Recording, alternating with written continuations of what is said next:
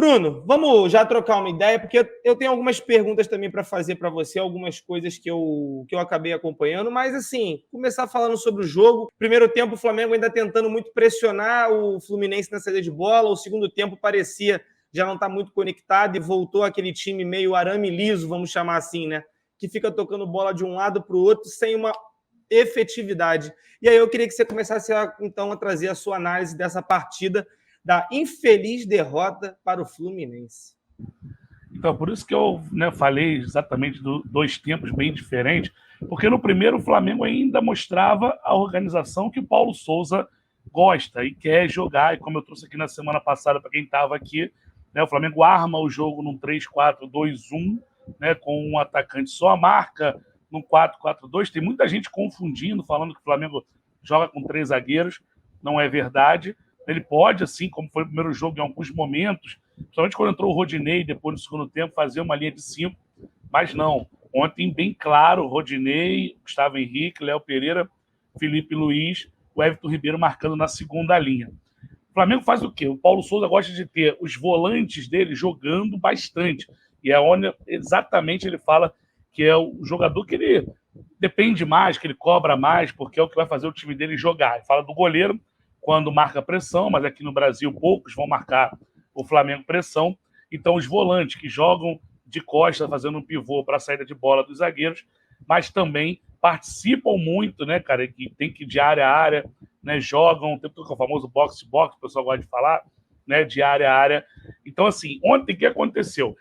Eles formam triângulos pelos lados do campo. Então tinha Everton Ribeiro, Arrascaeta e Andrés de um lado, e teoricamente teria que ter pelo outro lado, e não tinha, que era Rodinei, Arão e Diego jogando como meia. E aí aconteceu, eu trouxe até algumas imagens para poder mostrar isso, que depois a gente pode mostrar mais para frente, ou pode ser agora, de muitos momentos o Gabigol, ó, essa daí são triângulos que a gente está falando aí para poder. Só que nessa bola, para você ter uma noção, olha onde estava o Gabigol. E não é o Gabigol que tem que fazer esse triângulo, essa triangulação com o Diego, seria o Arão, um volante para cá, o outro volante para lá, para jogar. Então você pode ver ali no meio o Arrascaeta, lá na frente mais o Andrés, o Everton Ribeiro bem aberto por lá. E ninguém mais ofensivo, dando essa profundidade como o Paulo Souza gosta. E por isso eu já falo de antemão aqui que o Pedro, se não for titular, vai jogar a maioria dos jogos.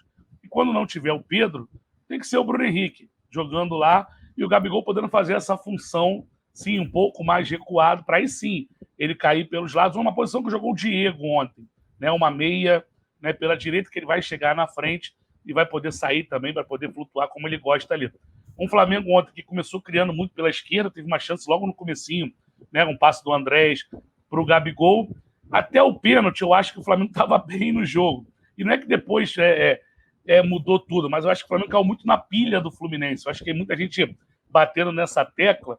O Flamengo foi muito nervoso com a pilha que o Fluminense colocou, o Felipe Melo, o Fred, pressão no juiz. Hoje o Flamengo até soltou uma nota aí, reclamou com a federação referente à arbitragem de ontem. E aí o Flamengo jogava muito pela esquerda, Cleito, Perrotinho, galera do chat. Pela direita não tinha. O Diego, o que aconteceu? O Diego começou a encostar mais para o Arrascaeta para tentar fazer tabelas por dentro e deixava o Rodinei sozinho pela direita. Então o Flamengo não conseguia jogar muito pela direita. Eu fiz uma live no intervalo ontem e eu falava nessa live que eu voltaria para o segundo tempo ou com o Marinho ou com o Pedro. E por que ou um dos dois? O Fluminense tinha um espaço entre as linhas de marcação em que o Flamengo conseguiu criar algumas situações ali. Eu cito, por exemplo, o Everton Ribeiro finalizando uma bola de fora, que o Marcos Felipe soltou. 2 vezes que o Arrascaeta pega a bola nessa entrelinhas e estava meio fora de sintonia também, e o cara vem e rouba dele, não sei se vocês lembram disso. 2 vezes que ele pega. Então poderia ser o Marinho para poder jogar nessa entrelinhas e poder ter uma finalização de fora, alguma situação. Ou o Pedro, que o Pedro, para poder você ter a referência dentro da área, para o Gabigol poder circular. Porque acontecia ontem, Cleitinho, você do estádio pôde ver melhor do que qualquer um ter analisando pela televisão. O Flamengo chegava várias vezes muito bem para a esquerda, com a triangulação com o Everton, o Andrés e a Arrascaeta, e não tinha ninguém dentro da área. Às vezes só o Gabigol, às vezes o próprio Gabigol fora da área. Aí o Flamengo circulava e voltava a bola novamente. Então faltou muito. Eu acho que a dupla de volantes ontem, os meio-campistas, os volantes não funcionou. Acho que o Arão não fez uma boa partida. O Andrés começou bem, caiu, não fez uma boa partida. No segundo tempo ele bota o João Gomes, também não conseguiu, né, fazer o que ele estava pedindo. Eu até comentei hoje, estava conversando com o meu amigo Luizão lá do canal, né, Luiz Antônio Rubro Negro, porque na televisão a gente não vê, e o Marquinhos, tudo pelo Flamengo, estava no estádio, falou que o Paulo Souza cobrou muito o Arão o tempo todo para o Arão chegar e fazer esse jogo apoiado, né, que precisa para o lateral e que ele não estava fazendo. E além disso, marcando, ele tomou vários giros, cara. Ontem parecia que, né, que ele estava em outra sintonia. Vários. Então eu acho que o meio-campo do Flamengo ontem não funcionou com o Arão, o Andrés, o próprio Arrascaeta, que eu falo, não tira a Arrascaeta por nada, é genial. Numa bola ele pode, né, ganhar o jogo para você, mas ontem realmente estava totalmente fora de sintonia também. Eu acho que foi para a seleção, perdeu pré-temporada e está meio sem ritmo de jogo. Então foi um Flamengo que, por produzir, teve algumas chances, dominou o jogo, 62% de posse de bola, criou mais oportunidade, mas efetivamente faltou. E aí, por que eu falo que o segundo tempo foi bem diferente? Porque veio o segundo tempo, bagunçou tudo o que tinha, pouco que tinha no primeiro tempo, bagunçou. Quando ele fala do Marinho, né, na coletiva, é simples, pelo simples fato é o seguinte: se a gente pegar o posicionamento do Marinho no jogo contra o Boa Vista, ele ficava na meia, ele jogava por dentro e efetivamente caía, né, para poder dar a profundidade pelo lado. Mas ele saía do meio do corredor central para fora, ao contrário. E nesse jogo ele já ficou praticamente aberto o jogo inteiro. Ele entrou a lá Santos, como ele jogava, no 4-2-3-1, aberto pelo lado. Por isso o Paulo Souza deu aquela cornetada nele na questão de posicionamento. Ele até, dentro dessa situação, criou um pouquinho no segundo tempo, fez uma boa jogada que o Gabigol finalizou e o Marco Felipe fez a defesa, né, um lance do Marinho individual pelo outro lado, mas aí aconteceu isso. Ele não colocou o Pedro, porque ele falou que na hora que ia colocar o Pedro teve a expulsão do Vitinho. Eu colocaria de qualquer maneira, mas eu já teria colocado antes. Tá? Eu já teria colocado antes. E aí você poderia escolher tranquilamente se você tirasse o Gabigol, ou você podia tirar o Arrascaeta, né, e colocar o Pedro de referência lá para o outro flutuar. Então, eu acho que é um começo de trabalho. A única coisa que eu quero pegar, né, eu vi ontem aqui o Alan, o Perrotinho, o Marcão falando, e a galera meio assim, eu sei que na emoção do jogo, hoje já é um dia seguinte, você já consegue analisar melhor. O Flamengo, nesses 2 jogos, ele já rodou praticamente todo o elenco. O Paulo Souza já colocou praticamente todo mundo para jogar. Não jogou até agora quem está machucado, né? Diego Alves, Rodrigo Caio, Bruno Henrique e o Ramon, que até ia voltar, mas não voltou. Só esses não jogaram até agora. Todos os outros ganharam alguma minutagem com ele, ou entrando, né, depois, na quarta-feira, ou ontem entrando depois. Então está dando minutagem para todo mundo, para chegar no dia 20 lá e ele ter, né, todos em condições. Mas a gente quer, né, cara, saber qual vai ser o time base dele. E ontem eu vi muita gente falando de teste, né, no Mateuzinho jogou na quarta-feira, né? O Mateuzinho foi titular na quarta-feira. Então, assim, ontem seria o Isla. O Isla chega desgastado da seleção, preferem segurar ele, né, no banco lá, por isso que ele não joga o Rodinei. E o Diego jogou no lugar do Bruno Henrique, que seria o cara, né, que jogaria, e eu queria ver essa armação, se o Bruno Henrique ia jogar aberto e o Everton Ribeiro por dentro, ou se o Bruno Henrique ia jogar como atacante com o Gabigol. São curiosidades, Perrota e Cleito, que a gente quer, né, tá com essa curiosidade, a gente quer ver o Flamengo rapidamente com os 11 principais jogadores que ele escolher. Para mim, Mateuzinho vai ser titular, Thiago Maia vai ser titular e Pedro vai ser titular. Para mim, esses 3, ao longo agora do trabalho dele, serão titulares. Tem mais coisa para a gente falar, mas vamos ver o que o Perrotinho tem para falar aí também. Perfeito. Assim, eu concordo bastante com o que você falou. Achei que teve até muita questão de mudança na característica de jogo, justamente pela falta do Pedro na frente. Eu até achei que ele voltaria com o Pedro para o segundo tempo, faria algumas mudanças no Flamengo. Mas, assim, eu não vou cornetar o Paulo Souza, tá, Perrotinha? Aí, o Castanha, a galera do chat. Segundo jogo, o cara ainda está conhecendo o elenco que tem nas mãos, ele está querendo conhecer e dar oportunidade para alguns jogadores estarem atuando em algumas outras funções. Vou dar um exemplo. O Vitinho entrou no segundo tempo numa função que ele não fez no jogo contra o Boa Vista, na qual ele foi o melhor em campo. O Vitinho joga um pouco mais à frente no jogo contra o Boa Vista, onde o Arrascaeta jogou ontem, e ontem ele entrou de ala esquerda no lugar do Everton Ribeiro.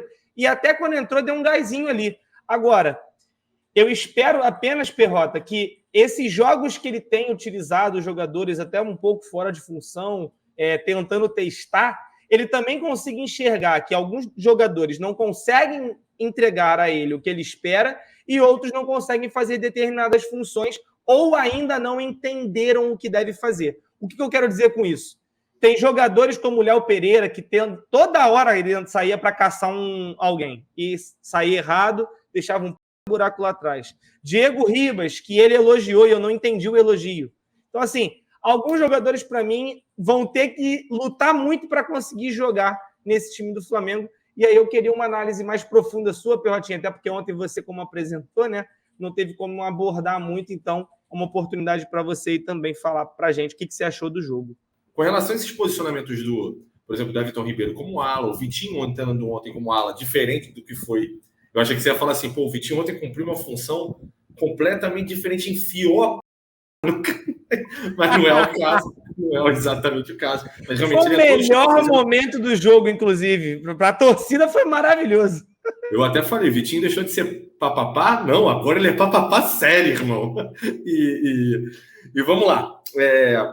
E eu acho que, assim, alguns jogadores vão levar tempo, sim, para assimilar, e é normal que tenha essa curva de aprendizado, essa cultura que ele está implementando de um esquema de jogo que o Flamengo não está acostumado. Não está acostumado. E no Brasil também não está. E já teve time que já jogou assim, beleza, mas não é comum o tempo inteiro, pelo que ele está fazendo, inclusive, de mudanças com relação às funções de alguns jogadores. Isso me surpreende. E eu não acho que seja uma loucura, não. Eu acho só que tem que treinar. E aí, o que eu achei engraçado ontem, principalmente, e eu faço parte disso, não vou tirar meu corpo fora, é que assim, Carioca, não, laboratório, relaxa, meninos vão começar o campeonato, tá tudo bem. E aí, os jogadores vão entrando aos pouquinhos, e aí vai treinando, etc. Perdeu pro Fluminense, vai pra não, tá maluco? Você tá maluco, irmão? Não pode perder pro Fluminense. Entendeu? Isso é totalmente Flamengo. Isso é legítimo. Mas é que a gente tem que botar um pouco a mão na consciência, que o cara não tá aqui nem há um mês, treinando há muito menos do que um mês, ele está praticamente 15, 16 dias treinando, com muitas baixas, inclusive, por conta de seleção e contusão, e o cara está tentando implementar uma nova maneira de jogar.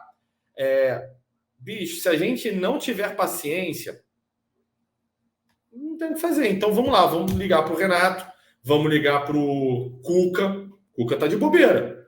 Vamos ligar para quem mais? Vamos ligar para um técnico brasileiro e falar, bicho, vem aí, porque, cara, a torcida aqui não tem muita paciência, bota os meninos aí para jogar, faz o que tem que fazer mesmo, tipo o Renato, não treina não.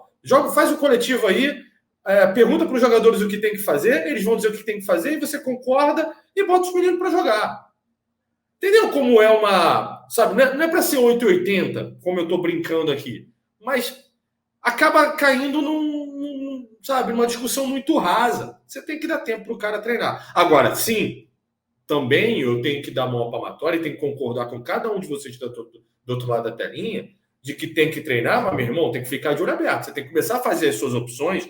Inclusive, acho que eu vi isso em alguém falou isso hoje, algum comentarista. Falou assim, irmão, começa a definir o time que vai jogar e desenvolve esse trabalho dentro do que você quer para que esses caras evoluam dentro desse esquema. Se você ficar... Segundo jogo.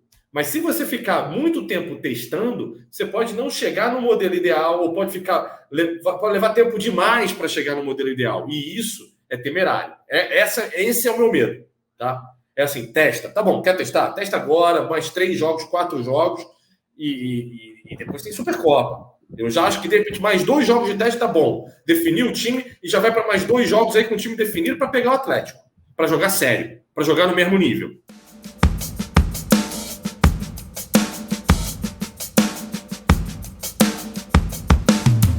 O Zona Rubro-Negra tem um recado especial para você que gosta de apostar ou está tentando entrar nesse mundo e não sabe por onde começar. Em parceria com a The Player, que é a nossa grande patrocinadora, nós queremos falar para vocês sobre a Betfair, que é uma das maiores casas de apostas do mundo e que está sendo utilizada também como parceira aqui no Zona Rubro-Negra. Toda terça-feira, após a Livezona, Rodrigo Bigode e eu trazemos um programa específico para você que quer apostar e quer dicas e palpites para as rodadas do futebol ao redor do mundo. E a Betfair tem uma notícia especial para você, que é a promoção Segure Esta Bolada. Elas estão apenas elegíveis para os novos membros que estiverem se cadastrando neste momento. E quando você clicar no link que está aparecendo para você no chat agora, você vai ser direcionado para o site da Betfair. Basta você clicar em Quero 5 mil reais, você vai estar participando, realizando o seu cadastro. Depois disso, você vai estar respondendo sim ou não para perguntas pré-selecionadas pela casa e você pode faturar até 5 mil reais. Para você saber mais sobre essa promoção, basta você ler todo o regulamento que está no site deles, tem todas as informações para você não perder nada. Então, não fique de fora dessa e venha agora mesmo fazer o seu cadastro na Betfair e não perca nenhum programa do Zona de Apostas, todas as terças, a partir das 23 horas. Espero vocês. Tamo junto, nação!